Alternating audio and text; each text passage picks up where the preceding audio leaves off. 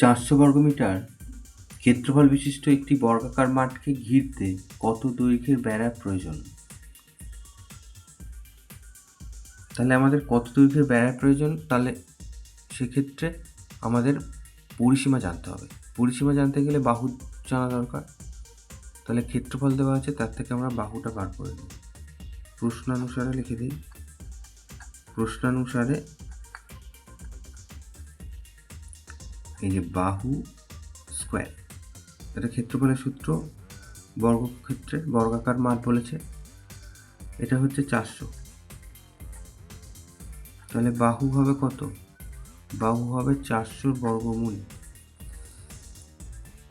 400 বর্গমূল করলে আমরা পাচ্ছি 20। তাহলে অতএব মাঠের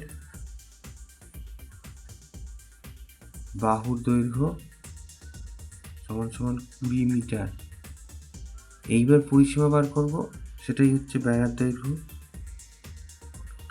তাহলে অতএব মাঠের পরিসীমা, বর্গক্ষেত্রের পরিসীমার সূত্র হচ্ছে 4 গুণ একটি বাহুর দৈর্ঘ্য।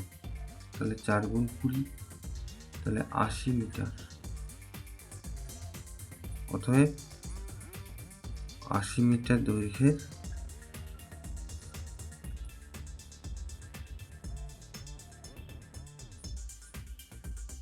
বেড়ার প্রয়োজন।